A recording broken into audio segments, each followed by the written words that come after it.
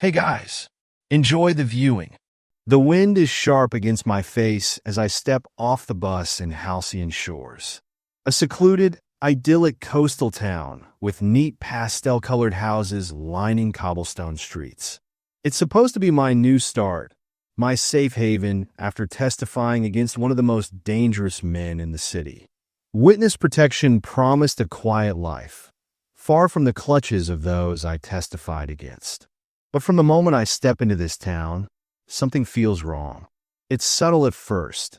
The way the barista at the lone coffee shop smiles just a second too long.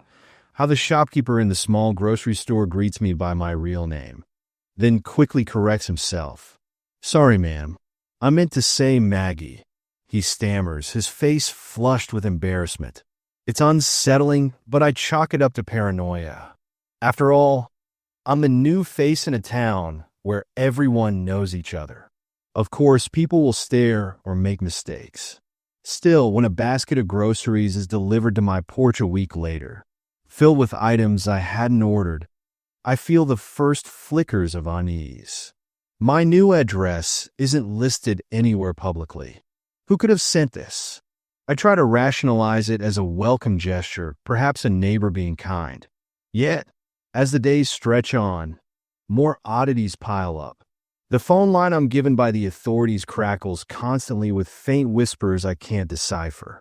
My neighbor, Mrs. Elkins, mentions a book I left behind in my old place, something I never disclosed to anyone. By the third week, I've stopped sleeping. My one safe routine becomes a spiral of suspicion. I find myself staring out the window late into the night, watching for movement in the shadows. And then I find the notebook. It's tucked behind a loose panel in the wall of my small house. The pages are filled with names, places, and dates, all belonging to people in witness protection. I flip through, my stomach dropping with every entry. Halfway through, my own name appears, Margaret Maggie Palmer. My new alias, my safe identity, alongside notes. Arrival, February 2nd. Status, observed. Objective, extraction. My hands tremble as I drop the notebook, my pulse roaring in my ears. The town isn't a sanctuary, it's a trap. Suddenly, I hear a knock at the door. My breath catches as I freeze. Peeking through the peephole, I see a man in a suit, his face partially obscured by a hat. He's holding a clipboard. "Miss Palmer," he calls softly, his tone polite but firm. "We need to discuss some inconsistencies in your case." Panic rises like bile. How do they know I'm here? Did the town give me up? Or is this man part of the trap? I back away silently, grabbing the notebook and slipping it into my bag. Moving toward the back door, I'm careful not to make a sound. But as I ease the door open, I hear the faintest whisper behind me. "Going somewhere, Maggie?" I whip around to see Mrs. Elkins standing there, her kind smile now twisted into something unrecognizable, her hand gripping a phone. Behind her, several other neighbors emerge, their faces eerily calm. The last thing I see before bolting is her raising the phone to her ear and saying, she's ready for transport. As I sprint into the woods behind the house, I realize the horrifying truth. Everyone in Halcyon Shores knew who I was and why I was. The fire alarm jolts me awake. I grab my phone. 3:12 a.m. The piercing wail fills the hallways of the luxury high-rise, and in seconds, I hear the thudding of panicked footsteps. "Attention residents," a robotic voice crackles over the intercom. "Please evacuate immediately. This is not a drill." The smell of smoke is faint but real. I grab my coat and head to the lobby with my neighbors, where building staff are shouting directions. Their uniforms seem different, newer, or maybe just not the usual team. A man in a high-visibility vest waves me toward a line of waiting buses parked outside. "Gas leak," he says, his voice steady but clipped. "We're evacuating everyone to a safe facility outside the city." I hesitate. Shouldn't we go to a hotel? Or a city shelter? He doesn't meet my eyes. The facility has been arranged. Please board. The air outside is biting, so I climb onto the nearest bus. It's packed, silent, but for muffled whispers and the shuffle of restless feet. The driver looks tense, his gloved hands gripping the wheel so tightly that his knuckles are white. We wait, the minutes dragging on. More residents pile into the buses, filling every seat. Eventually, the engine growls to life, and the bus pulls away from the curb. The city lights blur as we merge onto the highway, heading west. At first, I try to convince myself this is routine, some overly cautious evacuation protocol. But as the skyscrapers fade in the rearview mirror, a gnawing unease settles in my chest. Something feels wrong. The bus takes exit after exit, moving deeper into rural backroads. Streetlights disappear, replaced by the eerie glow of the moon on empty fields. No one speaks, and I notice that no one is using their phones. Odd, given the situation. I try mine, but there's no signal. "Excuse me," I whisper to the driver. He doesn't respond. I raise my voice. "Sir, where are we going?" He glances at me in the mirror, his face unreadable. "You'll find out soon enough," he mutters. The tension in the bus thickens. A woman across the aisle catches my eye and mouths. What's happening? I don't have an answer. Hours pass. The bus weaves through forests and abandoned industrial areas, places I've never seen before. My unease turns into outright panic when I spot the first sign. No service vehicles beyond this point. Ahead, dim lights illuminate a facility surrounded by high fences topped with barbed wire. Guard towers loom at each corner, their searchlights sweeping the perimeter. The bus lurches to a stop. Armed guards approach, their faces shadowed under caps. The driver opens the doors without a word. Off, one guard barks, motioning with his rifle. "No," I blurt out, standing. "This isn't right. What's going on?" The guard strides down the aisle, his boots heavy on the metal floor. "Off! Now!" People begin to shuffle toward the exit, too stunned or too afraid to resist. My pulse races as I scramble for a plan. I glance out the window, noting the darkness beyond the fences. Running isn't an option. I follow the others, stepping into the cold night air. The guards herd us into a narrow corridor leading to a building with no windows. The hum of electricity fills the air, and the doors close behind us with a final metallic clang. Inside, the walls are stark white, the floors gleaming. A man in a lab coat steps forward, clipboard in hand. He smiles, but his eyes are cold. "Welcome," he says, his voice calm and detached. "We've been expecting you." My stomach twists. "Who are you? What is this place?" "Rest assured," he replies smoothly, ignoring my questions. "You're in good hands." The guards split us into groups, directing some of us to the left, others to the right. I try to stay close to the woman from the bus, but a firm hand grabs my shoulder, steering me toward the left corridor. "No," she shouts, reaching for me. The guards shove her back. I'm dragged down the hall, past doors with small observation windows.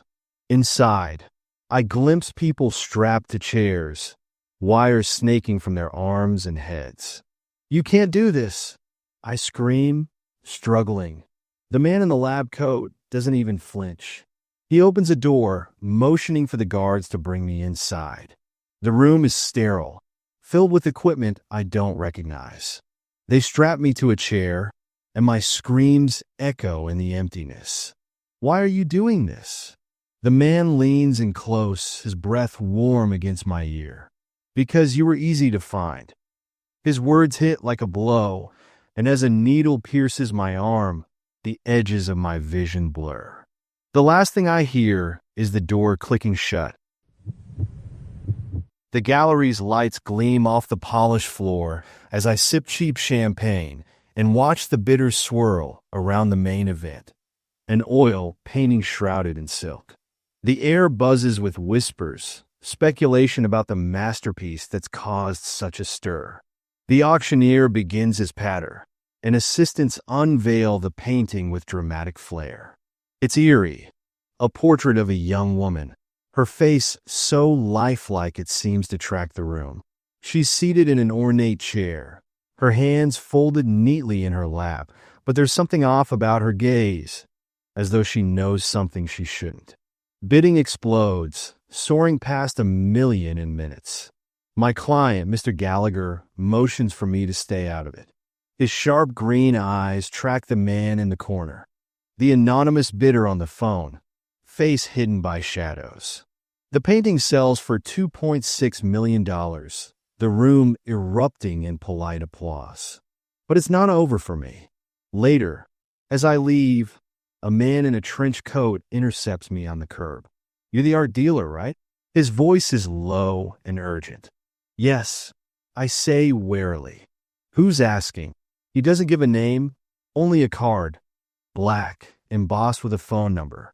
Find out where it came from. It's important. Before I can respond, he's gone. The next morning, I dig through the gallery's records. The painting came from an estate sale, but the details are vague. No provenance, no prior ownership history. Just a note scrawled in the margins. Private collection. Untraceable. I hesitate, then call the number. A voice answers on the first ring. "Do not continue." The line goes dead. That night, I'm locking up my gallery when I notice something. A folded paper slipped under the door. It's a photograph of the painting. Only now, the woman's hands are not folded. One arm stretches outward, her hand gripping something invisible beyond the frame. I drop the photo. Sweat beads on my forehead as I check the locks, the windows, but no one's there. The street outside is empty, bathed in the yellow glow of streetlights. The following days are worse. Notes appear on my desk, my car windshield. "Let it go," they warn. The painting haunts me. I see her eyes in every reflection, hear her voice in my dreams, whispering my name. Finally, I track down the original estate, an old, crumbling mansion just outside the city. The caretaker, an elderly woman, refuses to open the gate until I slip her a few bills. "You shouldn't be here," she mutters, leading me inside. The house reeks of decay, walls covered in faded wallpaper that peels like dead skin. "Where did the painting come from?" I ask. She hesitates. "It wasn't just a painting," she says finally, her voice trembling. "It was her, Margaret, the master's daughter. She was lost, and they trapped her in it." I recoil. "What do you mean?" "They say if you stare too long, she'll pull you in too." Her words are absurd, but the weight in her tone chills me. I leave with more questions than answers.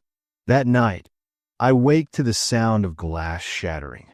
My gallery alarm blares, and I rush there, heart pounding. Inside, the painting is on the floor, the frame cracked. And the woman? She's gone.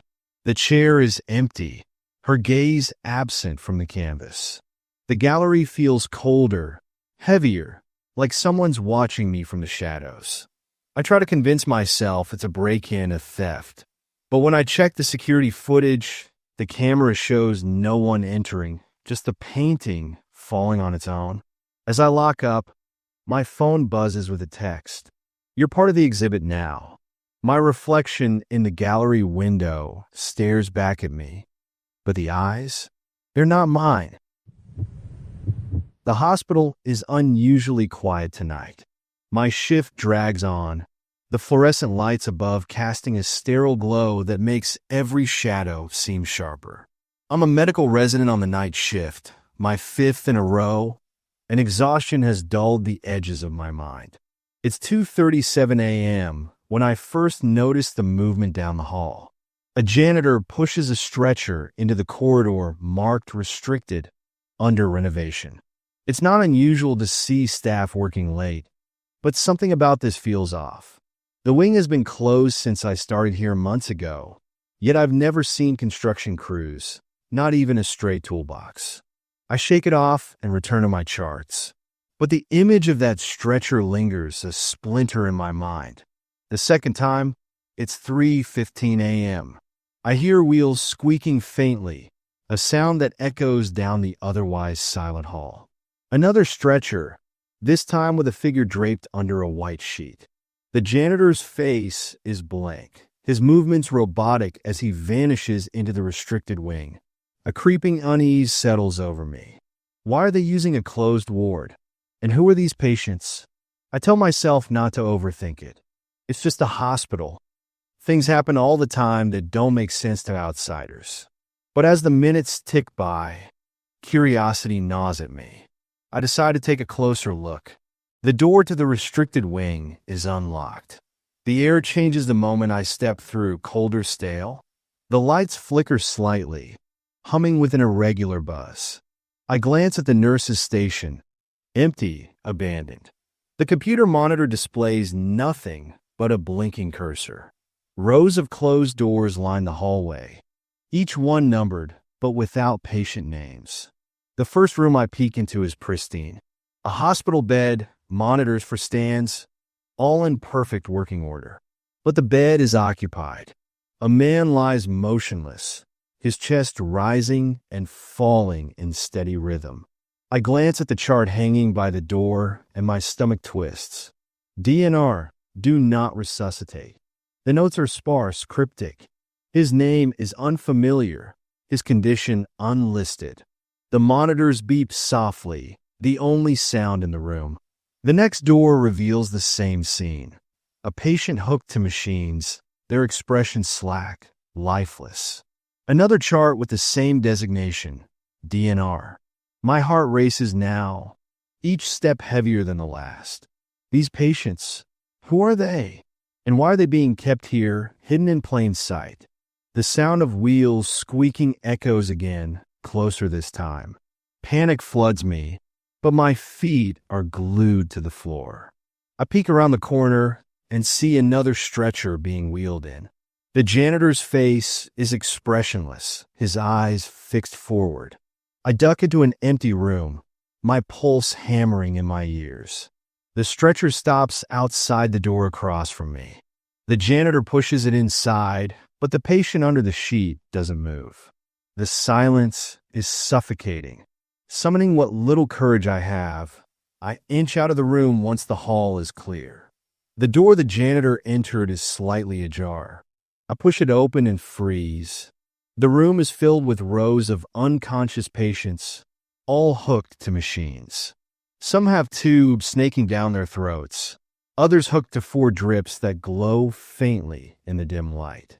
There's no medical staff, no signs of care, just machines humming steadily, keeping them alive. My breathing quickens as I scan the room. Charts hang on every bed, all marked with the same chilling directive, DNR. My mind races. If these people aren't supposed to be resuscitated, why keep them here at all? I bolt from the room, my hands trembling as I clutch my ID badge. I need to report this, whatever this is, but when I return to the main floor, the nurse's station is empty. My badge suddenly doesn't work. Every time I try to scan it, the red light blinks angrily. Can I help you? I whirl around. A man in a white coat stands there, smiling, but there's no warmth in his eyes. I was just... You shouldn't have gone in there. His voice is calm, measured. Before I can respond, 2 security guards appear behind him. You'll need to come with us, he says. I don't resist. My heart sinks as they lead me back toward the restricted wing. The last thing I see before the doors close is my reflection in the glass, my own fear staring back at me. The room smells like stale coffee and sweat, the faint hum of a ceiling fan slicing the air. The interrogation officer sits across from me, leaning back in his chair like he owns the world. His tie is loose, his shirt wrinkled, but his eyes are sharp. Sign the confession, and this all goes away, he says, sliding a paper toward me. It's for a petty theft. A few electronics lifted from a department store. Something I didn't do, but I can't afford a lawyer, and they know it. I didn't steal anything, I reply, trying to keep my voice steady. The officer smirks. You've got priors, don't you? That's enough for a conviction. Just sign, and you'll walk with probation. The room feels smaller, pressing in on me. My mind races. They've kept me here for hours, wearing me down, and every minute feels like another shove toward the edge. Finally, I grab the pen. My hand shakes as I scrawl my name. Good choice, the officer says, snatching the paper. The moment I see the statement, my stomach flips. It's not for petty theft. Confession to murder. My breath catches and my vision tunnels. This isn't what we agreed on. Relax, the officer says with a casual shrug. It's just a clerical error. But his grin says otherwise. The days blur after my arrest. First, my fingerprints miraculously match those on a knife found at the crime scene. Then a witness, someone I've never met, claims they saw me arguing with the victim. The worst part? My alibi, a quiet night at home, crumbles when my neighbor, Mr. Conway, insists I wasn't there. I don't understand. I helped him carry groceries last week. Why would he lie? By the time the trial starts, I'm drowning. The evidence stacks against me like bricks in a wall I can't climb. It's the third day of trial when I start to see cracks in the facade. The prosecutor presents CCTV footage, grainy and indistinct. They claim it shows me near the crime scene, but something is wrong. The timestamp. I know where I was at that time. At the gas station, buying snacks. The cashier even joked about my choice of candy. I whisper this to my public defender, but she dismisses me, saying it's not enough to poke holes in the case. At night, in my cramped cell, I replay every moment of the past few weeks. None of this makes sense. Why me? I'm a nobody, just a guy trying to keep his head down. The guard's footsteps echo outside my cell.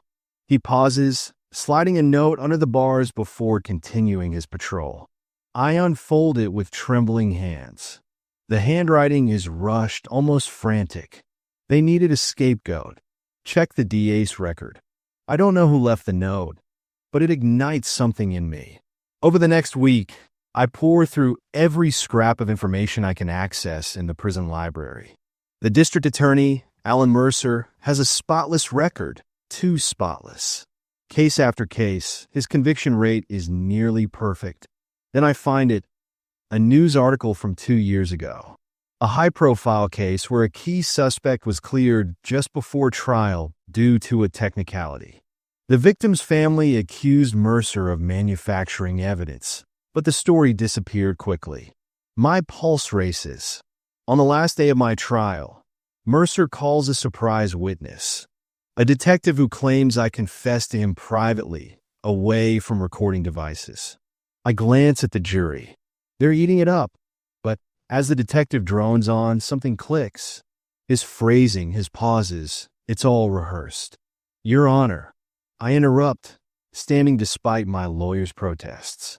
The courtroom goes silent. I need to speak, I say, my voice trembling but loud. The evidence is fabricated. Mercer's face tightens, but he masks it quickly. The judge eyes me skeptically. You're out of line, Mr. Davis. But I barrel on, recounting everything I've discovered about Mercer's past. I have proof. I insist, holding up the printouts I smuggled in. He's done this before. The judge motions for the bailiff to seize the papers, but the courtroom buzzes. Whispers ripple through the audience. Mercer tries to regain control, but his polished veneer is cracking. 2 days later, the jury declares me guilty. I expected it. The system was never going to let me win. But as I'm led from the courtroom, I catch Mercer's expression, tight-lipped, his confident stride faltering. He knows the truth is out there now, circling like a vulture. The cell door slams behind me, but I'm not defeated. I have nothing left to lose, and that makes me dangerous. Someday, someone will uncover what really happened. And when they do, the walls of this rigged system will crumble. It starts with a flyer. Bold letters promising clarity, success, and happiness. A free seminar downtown. My friend Jessica waves it in front of me during lunch, her eyes alight with excitement. "You've got to come," she says. "What's the worst that could happen? We might even learn something." I'm skeptical, but curious. My life feels stagnant lately, a series of gray days blending into one another. Against my better judgment, I agree. The seminar takes place in a sleek office building. The room is sparse yet inviting. Soft chairs arranged in a circle, low lighting, and a faint scent of lavender in the air. A man named Victor leads the session, his voice smooth as honey, his tailored suit impeccable. "We're here to unlock your potential," he says, pacing the room, "to help you shed the weight of self-doubt and discover who you're truly meant to be." It sounds cliché, but Victor's charisma is undeniable. He speaks with such conviction that I find myself nodding along, my arms relaxing for the first time in weeks. The session ends with an invitation to return. No pressure, just a promise. The next steps will change your life. Jessica signs up immediately. I hesitate, but Victor catches my eye, his smile magnetic. "We're here whenever you're ready," he says. By the third session, I notice the changes in Jessica. She's more focused, more driven. She's quit her job, claiming it was holding her back, and started spending her weekends at the organization's compound outside the city. "You should come," she tells me one night over coffee. "It's beautiful out there, peaceful. They really help you see what matters." There's an edge to her voice, something sharper than her usual enthusiasm. I finally visit the compound a month later. It's isolated, surrounded by dense forest. The buildings are pristine, their white facades gleaming in the sunlight.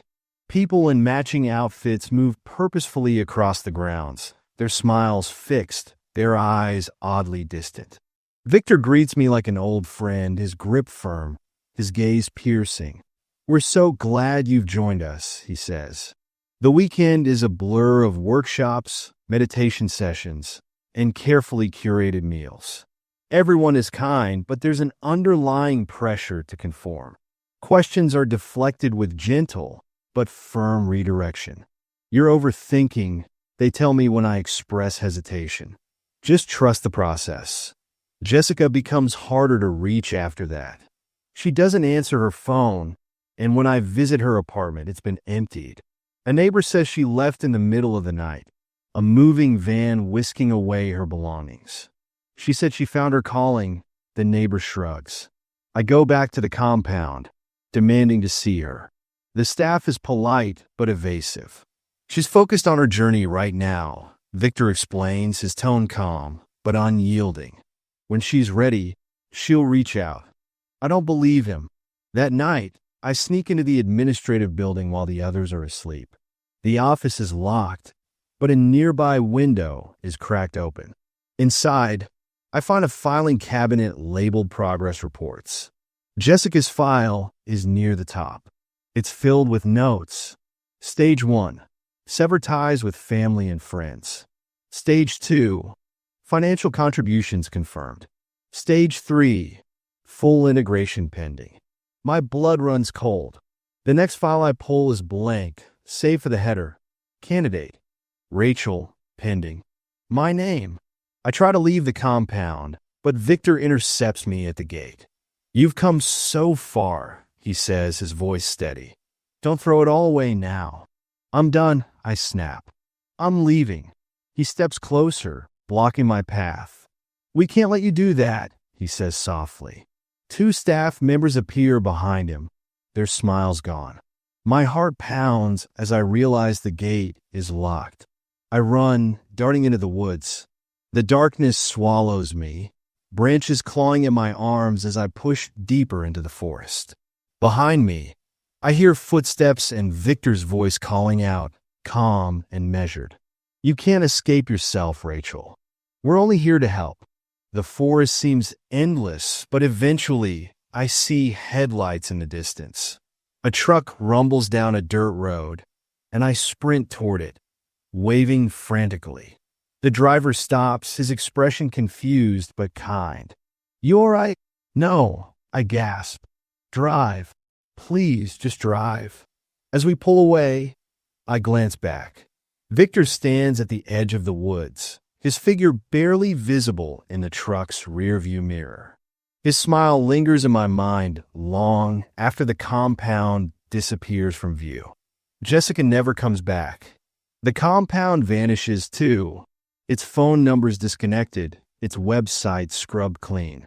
I should feel free, but late at night, I still hear Victor's voice in my dreams, promising me that I'll return.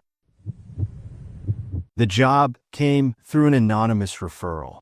A wealthy client needed a contractor to build a high-tech bunker on a remote property.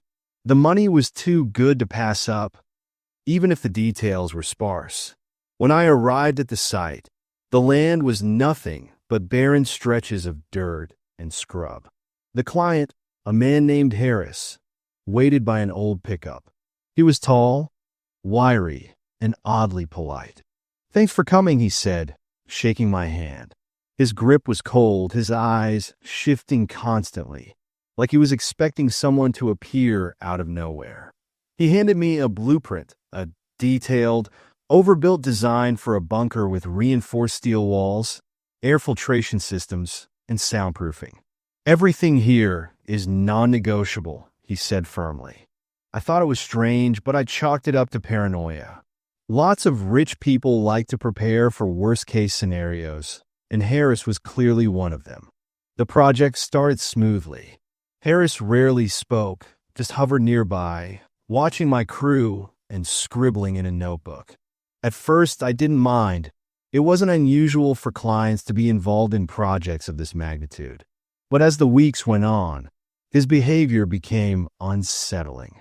One morning, he asked me to install motion sensors inside the bunker, an unusual request. "Wouldn't you want them outside to detect intruders?" I asked. "No," he replied curtly. "Inside. Just do it." Then came the cameras, not just in the common areas, but in the bathrooms, bedrooms, everywhere. I pushed back, telling him it wasn't standard, but he insisted, his tone leaving no room for argument.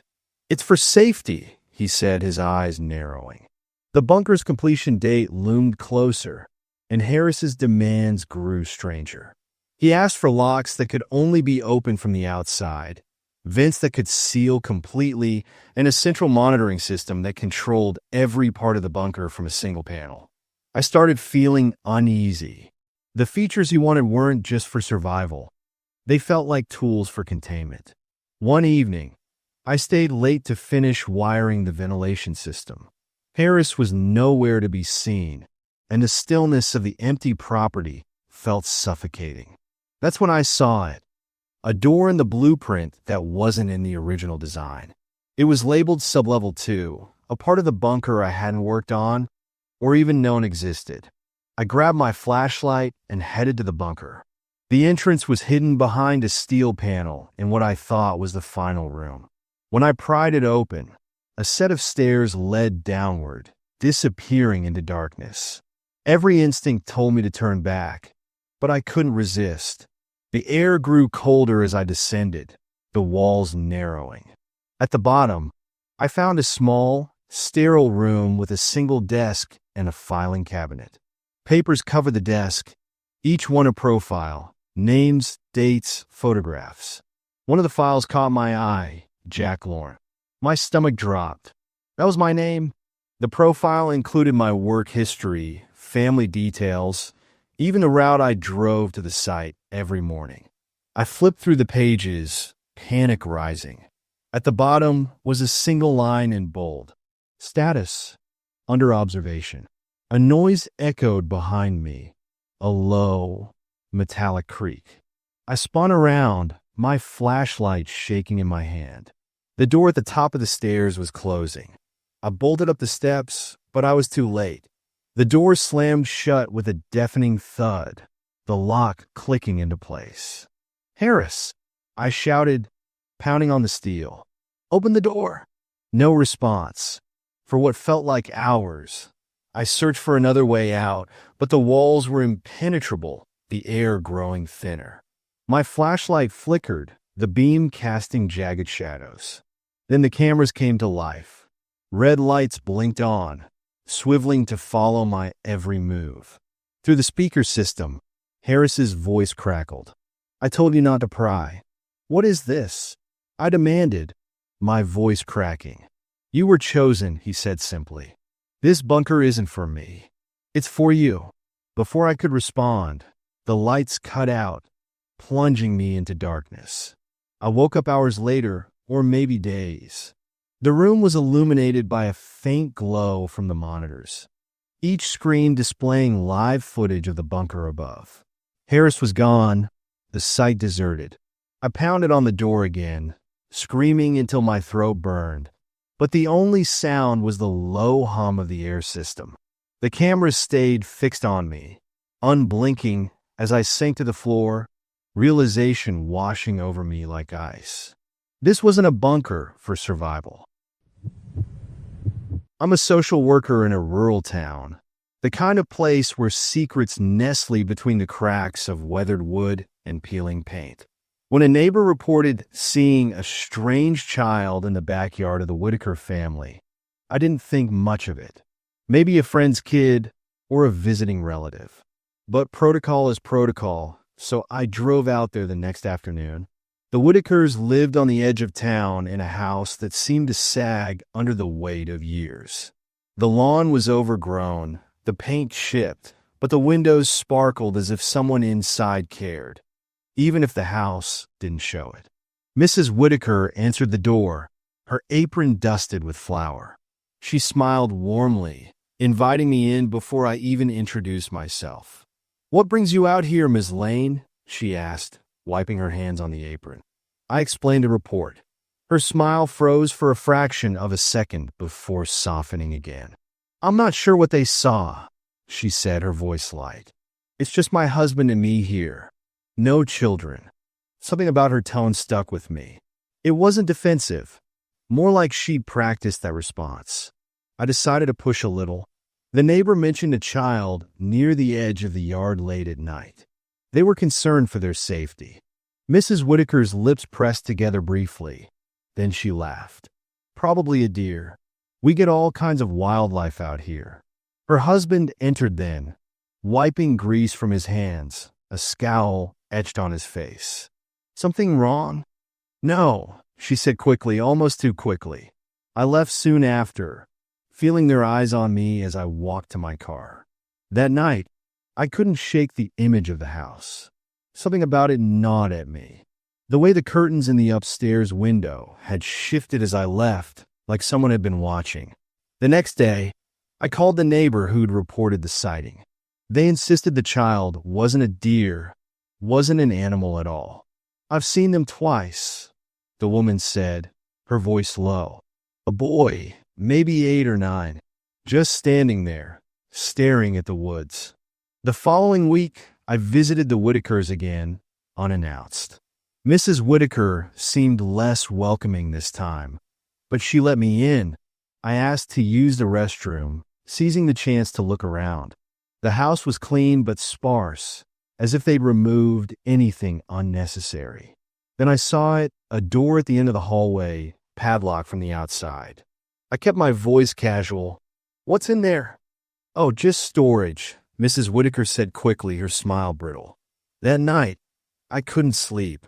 My mind replayed the padlocked door, the way her eyes darted to it, her voice tightening ever so slightly.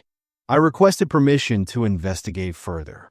When I returned with an officer, the Whitakers were cooperative, though Mr. Whitaker's jaw tightened as we approached the house. The officer gestured to the padlocked door. "Mind if we take a look in there?" Mrs. Whitaker hesitated, her hands trembling as she reached for the key. The door creaked open to reveal a small, dusty room. Toys lined one wall, their colors faded, and a tiny bed sat in the corner, neatly made. A bookshelf held children's books, each one meticulously arranged. But the room was empty. "Looks like someone left in a hurry," the officer said, his tone neutral. Mrs. Whitaker didn't respond. Her face was pale, her eyes fixed on the floor. The investigation unearthed nothing concrete. The Whitakers claimed their son had died years ago and that they'd kept the room as it was, unable to let go. The neighbors, however, told a different story. "They had a boy," one said, "but he didn't die. He vanished." Official records were sparse, just a birth certificate and a missing persons report filed over a decade ago. No resolution, no body. Weeks later, I returned to the house on my own. Something wasn't right, and I couldn't let it go. The Whitakers were gone, the house abandoned. Inside, it was eerily empty, stripped of almost everything. Everything except the padlocked room. When I opened it, the toys were gone, the bed dismantled. But on the floor, carved deep into the wood, was a single word: help. The air seemed to press down on me, thick with something I couldn't name. I left the house, the unanswered questions piling higher with each step. Even now, I can't shake the feeling that the boy is still out there, watching from the woods, or worse, waiting to be found. It began with a single decline card in my favorite coffee shop. The barista gave me a sympathetic smile, but it didn't ease the embarrassment. "That's strange," I said, fumbling for cash. "I know there's money in there." By the time I got home, I'd forgotten about it. Life was busy, and one small glitch wasn't enough to disrupt my day. But 2 days later, my gym membership was canceled without warning. Then, my email account locked me out, claiming my password was incorrect. I reset it, but the next day it was locked again. Things escalated quickly after that. My work badge stopped working, leaving me stranded outside the office. Security couldn't find me in the system. "You must be mistaken," I told the receptionist. "I've worked here for 5 years. Her brow furrowed. "I'm sorry, ma'am, but your name isn't in our database." I went home that afternoon, confused and slightly rattled. My phone buzzed as I unlocked my apartment. "Your data has been transferred. Thank you for your service." I stared at the message, my chest tightening. The number was unknown, and when I tried to call it, the line was dead. That night, I tore through my documents. My birth certificate, passport, and bank statements were all there, untouched. But when I checked my bank account online, the login failed. Panic bubbled up as I called customer service. "Can you verify your identity?" the operator asked after I explained the issue. I rattled off my information. "I'm sorry," she said after a pause. "We don't have an account under that name." By morning, I was frantic. My utility accounts were closed. My health insurance vanished. Even my landlord claimed I wasn't on the lease. I went to the police, but they treated me like a lost cause. "Probably just some hacker," the officer said, his tone dismissive. "We'll look into it." But he didn't take notes. That night, the real horror began. My laptop reset itself while I was using it, the screen going black before booting into a blank profile. Every file, every email gone.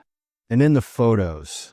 I reached for the framed picture on my desk, a shot of me with my parents at a family barbecue last summer. But my face wasn't there. The same picture stared back at me, but now it only showed my parents standing alone, smiling in an empty spot where I'd once been. Terrified, I called my mom. "Hey, it's me," I said, my voice shaky. "Something weird's going on." A long pause. "Who is this?" she asked, her tone wary. "It's your daughter." "Mom, what's going on?" "I don't have a daughter," she said softly. The line went dead. By then, I knew I wasn't dealing with identity theft. This was something bigger, something targeted. I tore my apartment apart, searching for answers. Hidden in a shoebox under my bed was an old folder from a job interview I'd bombed years ago. Among the rejection letters was a single document I didn't recognize. Project Reset. Participant number 45. It was brief, just a single paragraph. Participants in Project Reset will have their personal data reallocated to create new, clean identities for use in covert operations. Upon activation, all original records will be erased. Participants will not be notified. At the bottom, a signature line bore my name, dated 6 years ago. The pieces clicked into place. My life was gone, handed over, sold off, used for something I couldn't begin to understand. Desperation turned into resolve. If someone had taken my identity, they couldn't have gotten everything. Somewhere a trace of me still had to exist. I packed a bag and left my apartment, walking through the streets like a ghost. Every face seemed foreign, every passerby a potential spy. I ended up at a library, using a public terminal to search for anything, an old social media profile, a yearbook photo, anything with my name on it. Nothing came up. As I walked back to my car, my phone buzzed again. Another unknown number. "Stop looking," the text read. A chill crept up my spine as I glanced around. Someone was watching. When I got home, my locks were changed. My keys didn't work. I pounded on the door, but no one answered. I left before the neighbors could call the cops, fear coursing through me like electricity. Now I live in motels, paying cash, staying off the grid. I stopped trying to fix it. The more I dig, the more I risk being found. Sometimes I see someone with my old smile, my laugh, my face in their photos. But I'm not angry anymore. I just wonder who they are and what they've done with my life. Flying has always made me uneasy. Something about being trapped in a giant metal tube miles above the earth gnawed at me. But I convinced myself it was irrational. This time, though, I had no choice. A last-minute work emergency meant booking a red-eye flight halfway across the country. Boarding was uneventful. The flight attendants smiled their rehearsed greetings, and I found my seat near the wing. The hum of engines comforted me in a strange way. Routine, predictable. But the flight didn't stay routine for long. It started about an hour in. Most of the cabin was asleep, a faint symphony of snores and rustling blankets filling the quiet. I stared out the window, watching the city lights vanish beneath a blanket of clouds, when I overheard something that prickled the hairs on my neck. Two voices, low and tense, came from the cockpit door just a few rows ahead. "Not the planned route," one voice said sharply. "Stick to the detour," the other snapped. "We've got clearance." My stomach tightened. I wasn't an expert, but pilots didn't just change routes mid-flight. A flight attendant passed by, her smile as plastic as the food trays. I leaned over. "Excuse me," I whispered. "Is everything okay up there?" She blinked, her smile never faltering. "Of course, sir. Just some turbulence ahead. Nothing to worry about." Her voice was steady, but her eyes darted to the cockpit door. The next hour crawled by. I couldn't shake the feeling that something was wrong. The plane banked left, then right, the turbulence rougher than usual. The seatbelt light blinked on, and the flight attendants disappeared to their jump seats. Through the window, I saw nothing but endless darkness. We should have passed over another city by now, but the ground below was a featureless void. The tipping point came when the pilot's voice crackled over the intercom. "Ladies and gentlemen, this is your captain speaking. We've encountered unexpected weather, so we'll be diverting to a nearby airstrip for your safety. Please remain seated and buckled in." His tone was calm, but something about it felt off. Too scripted, too detached. The words "nearby airstrip" didn't sit right either. Why hadn't I heard of this detour before? I stood up, ignoring the dirty looks from the other passengers, and made my way toward the flight attendant stationed at the rear. "Where are we going?" I demanded in a hushed voice. Her demeanor faltered for the first time. "Sir, I need you to return to your seat." "Not until you tell me what's going on," I pressed. She leaned in, her voice a whisper now. "Please, for your own safety, sit down. We'll explain when we land." Her words sent a jolt of fear through me. This wasn't standard protocol. The plane began to descend, too early for our planned arrival. Out the window, I could make out faint outlines of dense forest illuminated by the moon. No lights, no runways, just trees stretching endlessly in every direction. The cabin grew eerily silent. The other passengers were still dozing or too distracted to notice the descent. My heart raced as I realized I might be the only one who cared. The plane landed with a jarring thud, the tires screeching against what felt like uneven ground. When the engines powered down, the flight attendants unbuckled quickly, their movements hurried. The cockpit door opened, and a man stepped out. He wasn't wearing a pilot's uniform, just plain black clothes and a headset slung around his neck. His face was obscured by the brim of a hat. "Ladies and gentlemen," he announced, his voice cold, "please remain seated. We'll be unloading shortly." The unease in my chest turned to outright panic. This wasn't an airstrip. It was some kind of clearing in the middle of nowhere. Peering through the window, I saw shadows moving outside. Figures approached the plane, their outlines sharp against the dim moonlight. They carried flashlights and something else, rifles. My breath caught in my throat. I wasn't going to wait around to find out who they were. I unbuckled my seatbelt and ducked into the galley, hoping no one would notice. From there, I slipped into the lavatory, locking the door behind me. The muffled sounds of passengers disembarking reached my ears, their footsteps hesitant and voices low. Outside the lavatory, I heard heavy boots thudding down the aisle. The handle jiggled. A low voice muttered, "We're clear. No extraviles." I waited, heart pounding, until the sounds faded. When I finally opened the door, the plane was empty. The cabin was eerily quiet, save for the faint hum of machinery.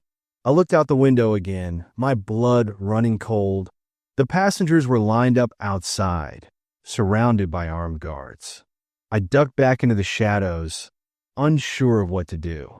I might have escape detection for now, but I was trapped. And wherever we were, I knew one thing for certain. This wasn't just a detour. This was a destination. Don't forget to subscribe. You are the best.